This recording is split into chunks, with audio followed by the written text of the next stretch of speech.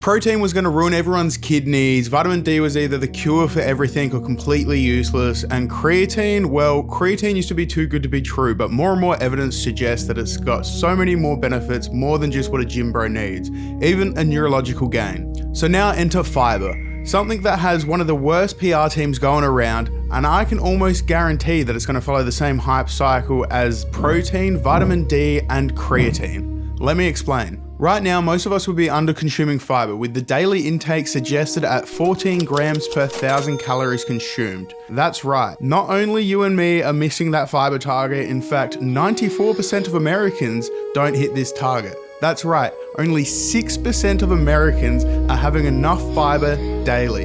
And of that 6%, I wonder how many are doing it by accident. I would argue little to none. So that brings us to the question why? Why is everyone missing so much fibre in the modern diet? And how can we fix it? Well, to put it into perspective, fibre is such a widespread issue that it even has a name. The fibre gap. Industrialization and refined food processing.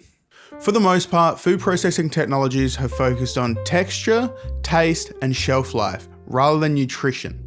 This has led to the removal of plant cell walls in our food, which is where a lot of the fibre resides. From the snack aisle to the refined flours to even the pure white bread, it's all lacking in that sweet nutrient we're talking about today. Fibre, the dominance of the Western diet. When I say Western diet, I imagine an image pops instantly into your head, and that image probably looks something like a lot of meat, a lot of fat, and a lot of ultra-processed food like pizza, pasta, chips, burgers, you name it. I would almost bet on the fact that you didn't think about things like seeds, nuts, fruits and vegetables. Maybe a couple fruits and vegetables, but realistically not enough at all. Now, when I say ultra-processed foods, what I really mean is ultra-refined processed foods, but that's a mouthful, so you know what I mean when I say ultra-processed foods. That's exactly what I mean. Now, when I'm talking about these ultra-processed foods like pasta, pizza, chips, burgers, these make up approximately 50% or more calories consumed in the average Western diet. It's because of this and the high calorie to fibre ratio in these foods that the fibre gap is increasing. Popularity of restrictive diets. Now for a spicy topic, and that's because it attacks people's tribes, and that's the topic and trend of restrictive diets.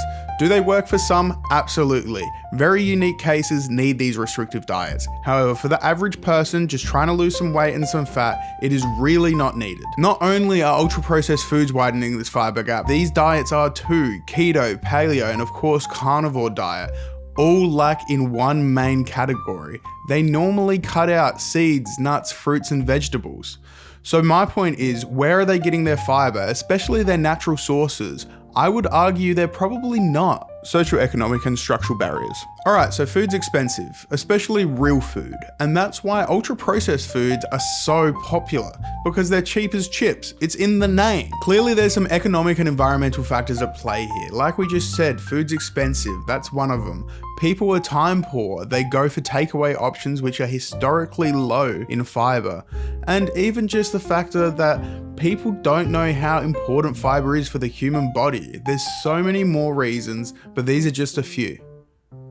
Historical cultural perceptions. Until recently, and I would argue that we're still on the edge of being there, fibre has been considered something that only old people need to focus on. It's been branded as constipation relief for everyone, but especially old people. And it even used to be considered indigestible waste that would negatively affect the absorption rate of your protein and your fat. This branding problem has made it appeal to the performance optimizers and the general public far less compared to something like protein. I just realized that I didn't explain the difference between soluble and insoluble fibre, so here's the simple version. Soluble fibre is like a sponge. You mix with water and it turns into a thick gel. It slows down your digestion, levels out your energy, and helps lower cholesterol. Insoluble fibre is more like a broom or a plunger. It doesn't dissolve in water, it adds a bit of bulk, and just pushes everything through, keeping you regular. Kinda gross, but it is what it is. Fun fact, most whole plant foods give you a mix of both. Alright, let's get back to the video. So now we know why and how you're probably not getting enough fibre, let's explain to you why you should actually care, because I think that it's something that you should try and hit almost as much as your protein goal. Natural appetite and control management. On social media, fibre has gained a name of natural Ozempic. That's because it targets the exact same system as a GLP-1 does. which is the endocrine system. In a similar way to GLP-1 injectables, when you digest fibre, it releases a hormone that signals to the brain to reduce hunger, cravings, and prolong the feeling of fullness in a similar sort of way. And with my fibre supplement, you can physically see how it would make you more full. Like, look at this. Right after mixing it with water, it's still liquid form. This is when I consume it. But after waiting only 5 minutes, it's now a thick and kind of gross looking gel. And look, if that means nothing to you, just know that over 25% of high fibre diets have a lower obesity rate than low fibre diets. Cardiovascular protection. Acting like I completely understand this section would be an absolute lie. So I'm going to read off some points, and I've got some really simple examples of how it works. Fibre plays a vital role in health by improving lipid profiles and blood pressure. Basically, what a lipid profile is just when you get your cholesterols done in your blood panels. So with cholesterol, the soluble fibre acts like a biological filter, binding to the bile acids, which are made up of cholesterol, and forcing the liver to pull cholesterol from the blood to create replacements, effectively lowering LDL, or what some people call the bad cholesterol. For blood pressure, high fibre diets consistently lead to meaningful reductions in systolic blood pressure. Summed up, fibre helps your heart in two main ways. One, it grabs the cholesterol and helps it exit your body, and it helps your blood flow with less pressure, so then your heart doesn't have to work as hard. Microbiome and gut barrier integrity. This point can basically be summed up that it's really good for your tummy. Fibre is basically food for the good bacteria in your gut. If you don't eat enough fibre, that bacteria will start eating away at the lining of your gut, which is not good. When they eat fibre, they make something called butyrate, which is like fuel that makes your gut stay strong and healthy. Prevention of chronic diseases and cancer. Now this one's a big one for me. Constantly hitting that fibre intake goal can reduce several life-threatening diseases. Things like colorectal cancer, type 2 diabetes, breast cancer, pancreatic cancer, and hemorrhoids. Nobody likes hemorrhoids. Mental health and cognitive clarity. Some studies also came out last year saying that it's really good for your mental health, both focus and also your well-being. So maybe look up on that as well if that's an issue. So that was a lot of information, but if I can really sum it up into one sentence, it would be something that goes as follows. Hitting your fibre goal should be planned into your natural daily life.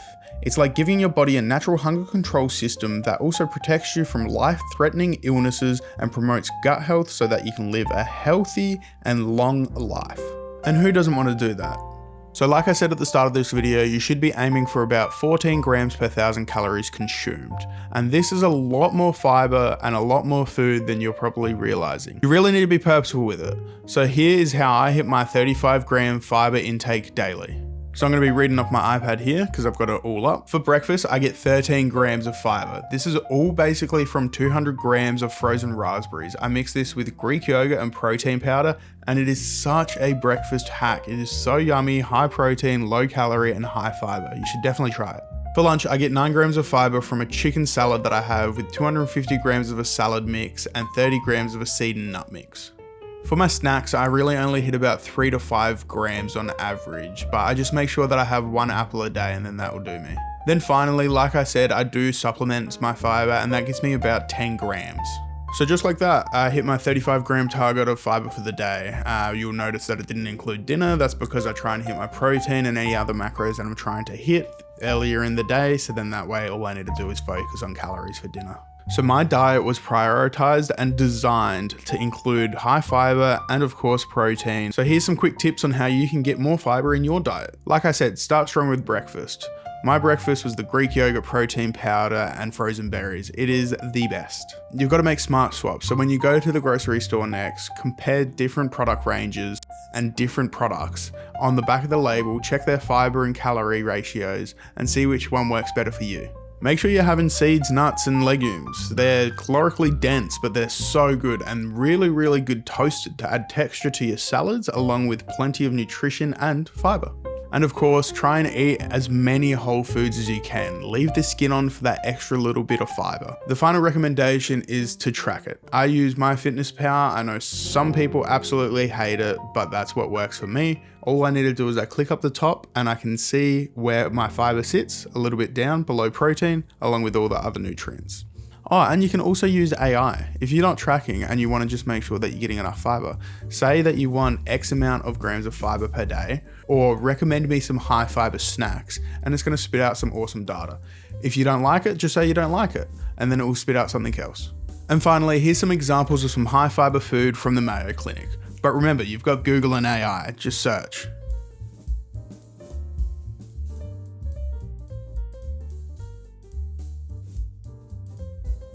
Well, I hope I convinced you to consume some more fiber, or at least think about it. Because once you know what it actually does, it's pretty obvious as to why you should be hitting that daily goal. Thanks for watching, and have a great day.